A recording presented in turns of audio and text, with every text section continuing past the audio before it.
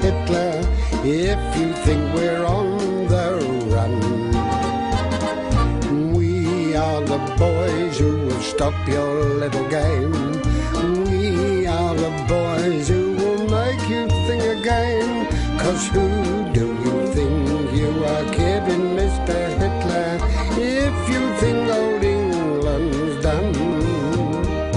Mr. Brown goes off to town on the A21, but he comes home each evening and he's ready with his gun. So who do you think you are kidding, Mr. Hitler, if you think old England's done? Right, now, men, this is top secret. Put the blackouts up. Private Woods, Meadows, stand on guard outside the main door there and don't let anybody in. I don't care who it is. Right?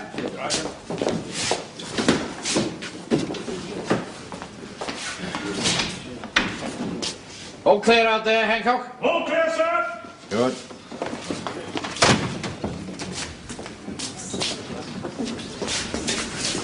Right, Jones, all clear? Right, clear. Come on, then.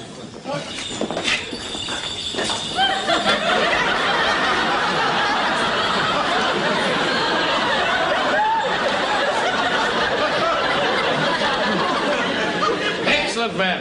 Excellent. Very good turnout. Mr. Speaker, Yes. aren't you going to wear your attire? No, not for just now. I shall just wear the hat. Now, the reason I've taken all these pains to keep this matter a secret is because nobody must see this dance until it's perfect. Otherwise, we might look like a bunch of idiots. I'm wondering. I want a word with you. I've got to tell you, sir, that as a Scot, I feel a right Jesse dressed up in this pansy Sassenach get-up. It's actually difficult getting it back.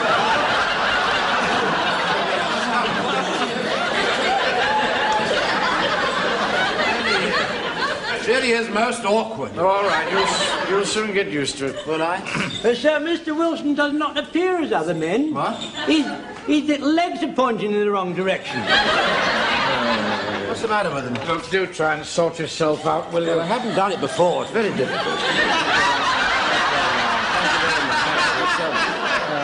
Thank you very much indeed. Now, I'm sorry. Now, as you know, we're only £2,000 off our target, which is to buy a Spitfire. And during the coming week, the good people of Warmington will be doing their utmost to raise this money. And the grand climax will come on Saturday afternoon with the procession, which is when we shall do our dance. And Sergeant Wilson will go around collecting the money. Excuse me, sir. I don't like the idea of asking strangers for money. It's perfectly simple. All you have to do is gallop the horse and make it look as lifelike as possible. That's right. And you make jocular remarks. Oh, I see.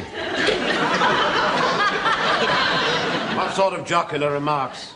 Try ha ha ha, give till it hurts, ha ha ha. Oh, I see. Try that. Ha ha ha, give till it hurts. Ha ha ha. We're going to collect £2,000. I think we'll have to be a bit more jocular than that. I know, he could say, we need Spitfires to beat the Hun, put money in my mouth and it goes to my tum. Rubbish! All he's got to do is to wave his stick at the crowd and say, "There's your money or I'll bust your head in." All right, now let's form up. And Private Sponge, you give the instruction book to Sergeant Wilson, will you? Well, thank you so much. Right. Now, where did we get to last time? I was having trouble with my whiffling, sir. Whiffling, yes. Yes, sir. Now, it's very important that you should understand the meaning of these movements. Read the bit out about whiffling, Wilson. Oh, just a minute, sir. Ah, yes, here we are, whiffling. Yeah, whiffling. Yes, yes, the movement. The movement of the whiffling stick represents the frightening away of evil spirits. There you are. Away from what, Mr. Manring? This is a fertility dance. Oh, dear. I don't think my sister Dolly would approve of that sort of thing. Ah, just silly old duffer.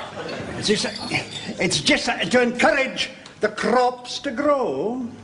It's danced every spring by the young, fertile men of the village. There's not much good us doing it, is it?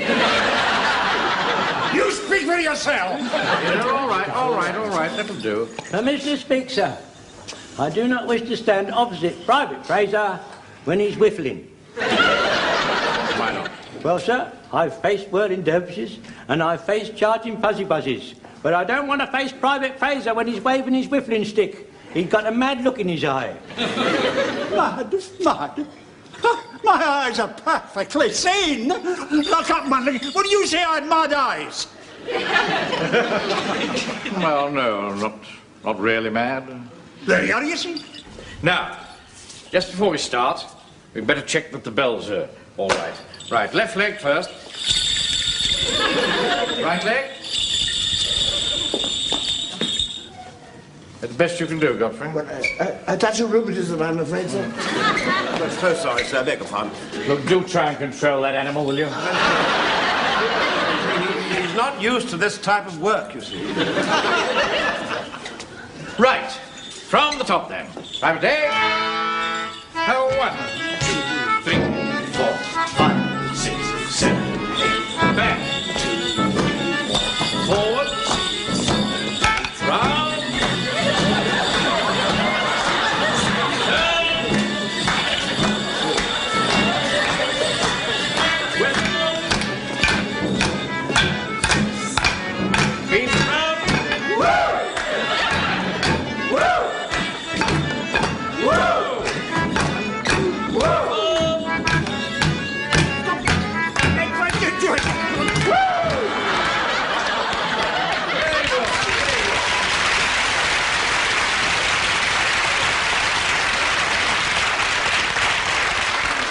That was very good indeed. I'm very proud of you. Right, now take a break and change back into your uniforms. Jones. Just a minute. Now, what's all this nonsense about Fraser hitting you with a stick? That's not like you. No, I know it isn't, sir. I can't cover it up any longer, sir. I'm in a highly nervous state. You've got some trouble at home. No, I've got trouble away from home, sir. You better come in the office. Right, thank you, sir. Thank you. Oh, sir, could Mr. Wilson come too, sir? Why? Well, he's a man of the world. Oh, very well. Wilson. Yes, sir? Office. You want me to walk or gallop? Just come in the office, will you?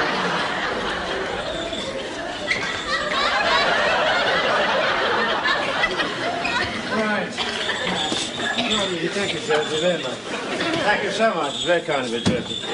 Now, Jones, what's all this? Get this thing off my desk, will you? I'm terribly sorry, sir. It's rather obvious. It sort of sticks out, you see. Now, Jones, come on. Well, it's rather delicate, you see. It's Mrs. Fox. Mrs. Fox? Yes, you see, she's a widow lady, sir, and we have a certain arrangement, and recently we've been walking out together. Walking out where? Well, all over the place.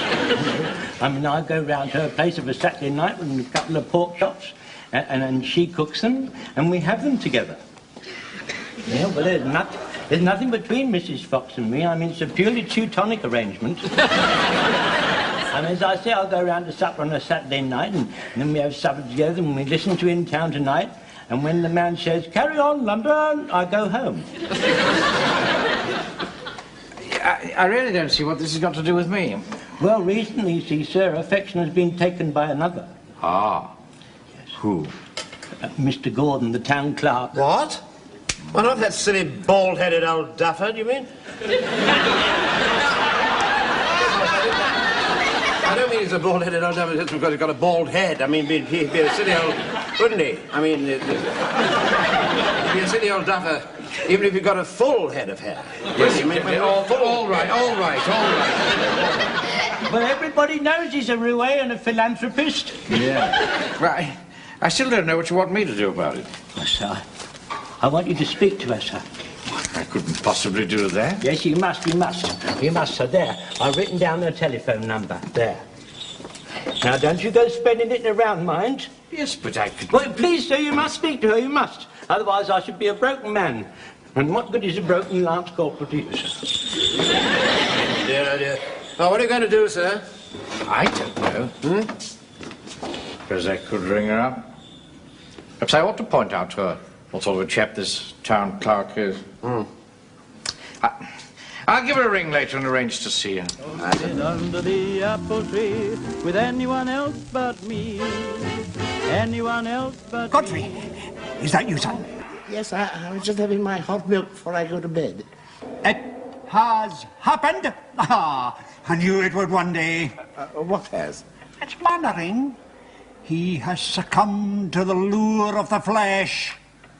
Did you hear what I said, Godfrey? The flesh, the flesh! I do wish you would keep repeating that word. My assistant Dolly might overhear it. So I don't believe a word of it. Tell him, man, I heard it with my own ears. It just so happened I was passing the office door, and I heard him speaking to this woman. What woman? Mrs. Fox, that fine, big widow woman. Mr. Mandarin's a pillar of respectability. Perhaps, man. It's men like him that are the worst.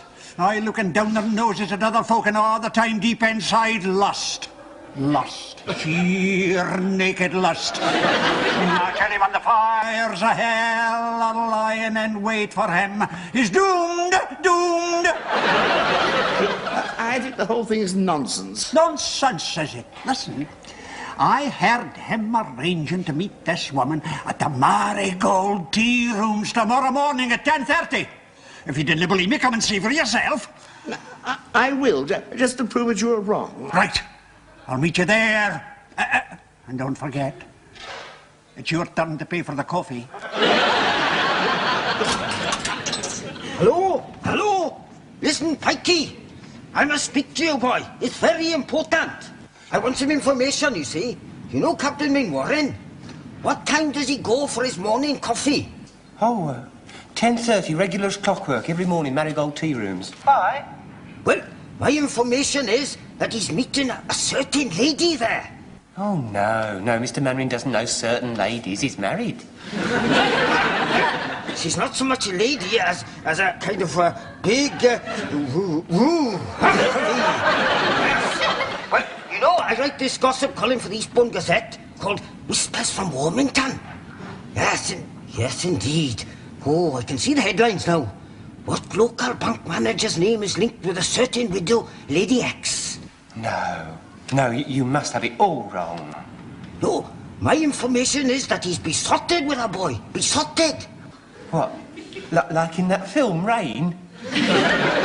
See, there was this clergyman, you see, and he was besotted with a girl named Sadie Thompson. Well, being a clergyman, he wasn't allowed to be besotted. So, in the end, he walked into the sea. Hey, you don't think Mr. Mannering will walk into the sea, do you? And if he does, he'll have a long way to walk. Tide's out tomorrow morning. I'm sorry, but Captain Mannering is a perfectly respectable married man. God's sake. You know your trouble, Godfrey? You live in a dream world of your own. I tell you this, man, it's the spot. He's here. I had hoped we'd have the place to ourselves. Don't worry, sir. I mean, nobody will know why you're meeting Mrs. Fox. Look, it doesn't do for a man in my position to be seen in a public place with a flashy woman like Mrs. Fox. In a small town like this, you know, tongues wag. Tongues wag. Oh, it's all right, sir. I mean, nobody will pay the slightest bit of attention to you.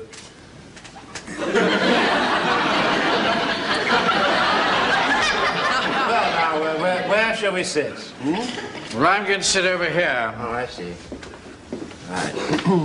You just go and sit on your own somewhere, will you?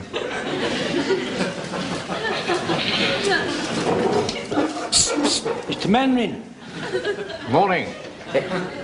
That's you, Jones. You won't give me away, will you, sir? What on earth are you doing dressed like that? I'm heavily disguised. I don't want anyone to recognize me. Mr. Mannering! Oh, good morning, Mr. Fraser. Mr. Godfrey. Oh, hello, Mr. Wilson. Mrs. Fox. Oh, I'm ever so sorry I'm Yes, late, Mr. look, Mannering. do sit You know, down, I'm not please. usually late when I go to meet a gentleman friend, but somehow Sit this down, morning please. I just couldn't Sit down. Oh, thank you. He there, man. God for the way he manhandles her.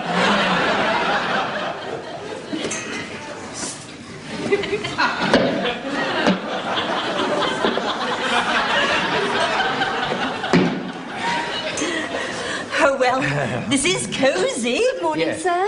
Good morning. 2 coffees, please. Oh, aren't you having coffee with your friend Mr. Wilson this morning? No, I'm not. I'm having this lady with my coffee. I mean, I'm having my coffee. Two coffees, please. See? Now, Mrs. Fox, the reason I've asked you to meet me here this morning is to discuss... What do you want, Pike? Excuse me, Mr. Mannering. Oh, Mrs. Mannering's on the phone. Oh, well, tell her I'd ring back later, will you? Yes, ring back later up. What is it now?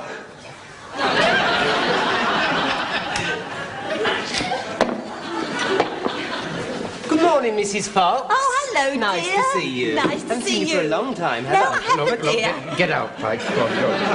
Get out. Bye-bye, dear. Now, Mrs. Fox, the reason I asked you to meet me here this morning is to discuss a rather delicate matter. Yes? I find these affairs of the emotions very embarrassing. Oh, well, you don't want to be shy with me, Mr. Mannering. The point is, Mrs. Fox, you're a very attractive woman. 2 coffees. And I...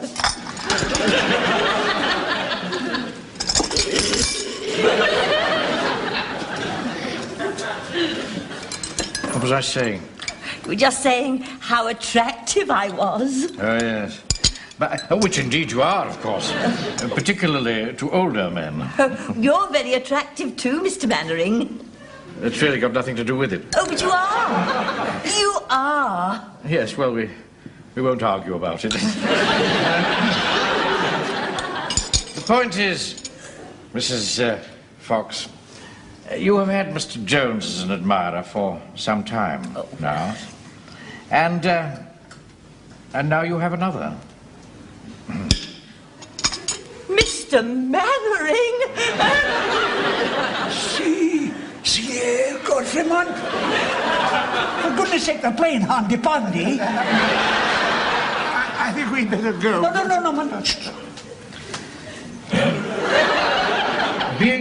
Being a public figure, I've no doubt that this new admirer is of great attraction to you. Oh, he is. He is. Yes. Whereas Jones is just a simple butcher. But he's a fine figure of a man, Mrs. Fox. Full head, fine, distinguished grey hair. Whereas this new admirer of yours, not to put too fine a point upon it, is bald. Mr. Mannering, you know what they say about bald-headed men? No, what do they say? Well, The thing is, Mrs. Fox, Jones is a loyal member of my platoon and I don't want him hurt. we won't hurt him, Mr. Mannering. We? Yes. He can have Mondays and Saturdays, and you can have Tuesdays and Fridays. I'm talking about Mr. Gordon, the town clerk. Oh, well, he can have Wednesdays.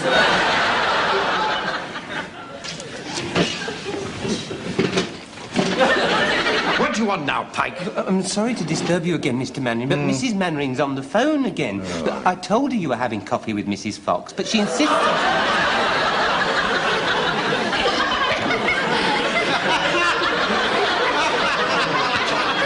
You stupid boy. Holding all its glory. I tell you this, I've never been so shocked in my life. That woman, that dreadful woman, actually thought that I had amorous intentions towards her. Oh, dear. How awfully embarrassing for you, sir. To make matters worse, when my wife rang up, that stupid boy Pike told her that I was having coffee with Mrs. Fox. Oh, dear. All hell let loose when I got home. Elizabeth wouldn't listen to any of my explanations. Look what she did to my tie.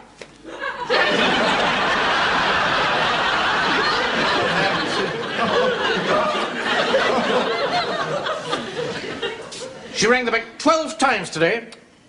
And if she rings tonight, you tell her I'm not here, right? Yes, Aunt says so. All right. Evening, Sergeant Wilson. Good evening, Josie. sir. Evening. I want to thank you very much, sir, for talking to Mrs. Fox like that. I'm sure it had a great effect upon her. Yes, it certainly has. Thank you. Come, Mannery. Come, Mannery. We can't get into the hall. The door's locked. Yeah, Mr. Rogers shouted at us to go away. Right. You come out now, girls. Come on. Line up round the horse. That's it. There we are.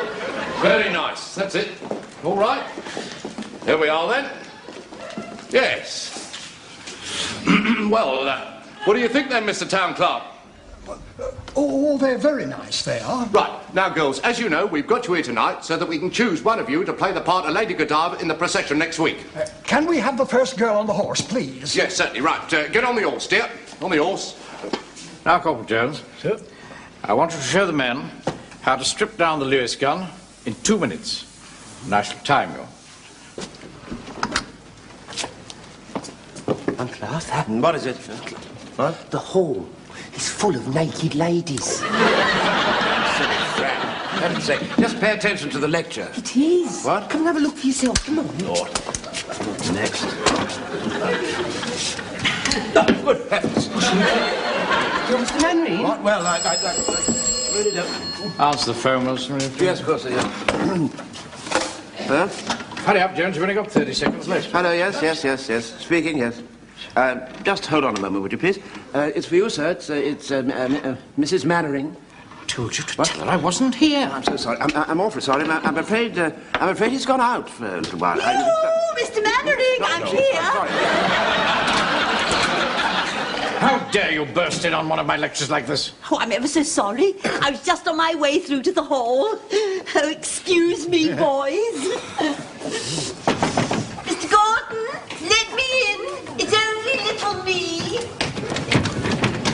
Good evening, my dear. You're just in time. Come in. Thank you. Oh, Mr. Manning, stop him. What's he doing in there? What's he doing in there, Mr. Manning? I don't know, Jones, but I intend to find out.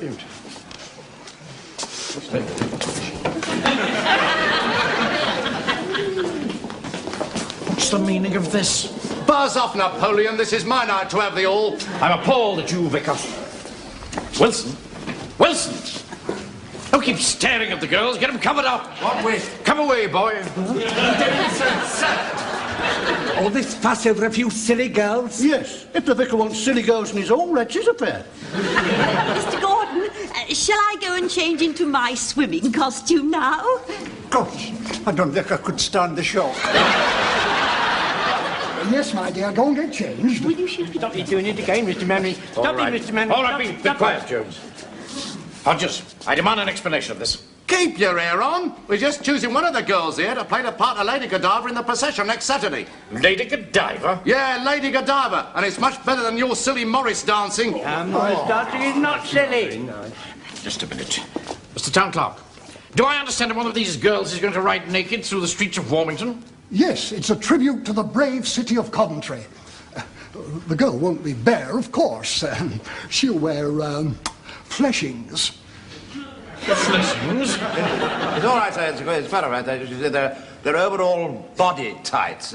Oh, we're not living in Victorian times, you know. Mr. Gordon, do you think I might have a little word in your ear? Certainly, my dear. He's doing it again. Stop him. Stop him. Right, He's doing it again. Keep quiet. No, here. Now, look here, Mr. Gordon. I demand an... Just one moment, Captain Mannering. I think we have the solution. You don't want one of these young girls as Lady Godiva. Now, it's just been pointed out to me that the Lady Godiva Leofric was, in fact, a woman of more mature years. So, in the course of historical accuracy, I suggest that Lady Godiva should be Mrs. Fox. Quiet, please, quiet! Mrs. Fox will be perfectly respectable, covered from top to toe in fleshings, and wearing a wig of long golden tresses. Gosh, you'd never cover her up with long golden... You would need a bell tent.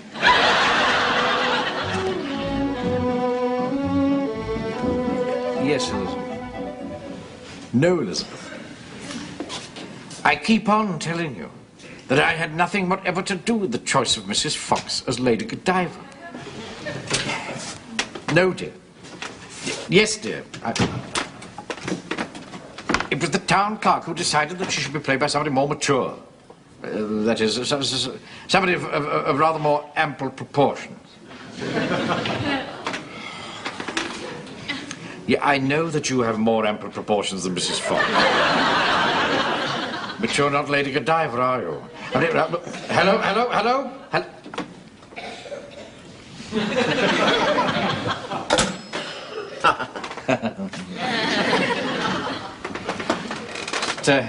Having a chat to the little woman. I see. What little woman? My wife, of course. I've lost her. Ever since the town clerk asked Mrs. Fox to be Lady Godiva, her head's been turned completely right round. Oh, I'm so sorry. I'm so sorry, Jonesy. You see? This is what comes of women interfering with men's affairs. The whole platoon's been knocked sideways. Mum, no, Mum, you can't come in now. We're just going to go on parade. Oh, Frank, you keep out of the way. Evening, Captain Mannering. Arthur. Yes, what is it? What's this I hear about Mrs. Fox being chosen as Lady Godiva? Well, it was nothing to do with me, Mavis. Well, you were there. What? Yes. Yeah, I was. I was sort of standing around, yes. A woman like Mrs. Fox? Yes. I'm much slimmer than she is. I mean, what's wrong with my figure? What? Well, nothing at all. You don't want to play Lady Godiva, Mrs. Pike. I would like to have been asked. You considered the effect on your son. His mother, riding through the streets of Warmington, clad in nothing but Fleshings.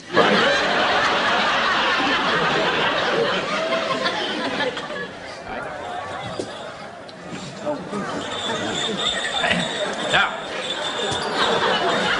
get ready, men. When the procession has gone past, Jones will open the door, we will burst out into the street and start our dance. Mr. Mannering, procession's coming now. Good. Stand by. Yes, right. Put that horse somewhere. Here it is, sorry, but it's frightfully heavy, it really is. Well, look, rest it on the table over here. All right, that's better, yes. Right, that's it. Who's there? Thanks. There's somebody at the back door, Mr. Mannering. Do they know? All right, they're coming! Now, Yes. I want you to collect as much money as you possibly can. Mr. Jones! Mr. Jones! Mrs. Fox, what's the matter? Oh, it was terrible, it was terrible! Oh, don't upset yourself. There you're with your little Jack now. Now, tell me, what happened? Well, Mr. Jones, I went to the town hall to change in one of the rooms. I put my wings and fleshing on the chair. Then I only went out of the room for a few minutes. And when I came back, they were gone. Gone! What a pity. We're not going to see Lady Godiva after all. Oh, well. It's up to us now, men. Yes. Mannering, Mr. Mannering, there is a Lady Godiva. Good Lord, it's not Mavis, is it? You wish you'd keep that woman in control. Don't look, Mr. Mannering. Whatever you do, don't look, sir.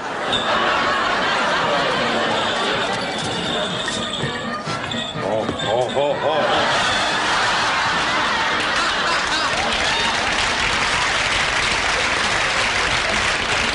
It is Mrs. Mannering. Oh, Mr. Mannering, speak to me. Oh, come round. Poor Mr. Mannering, he'll never get over the shock. No, and neither will the horse.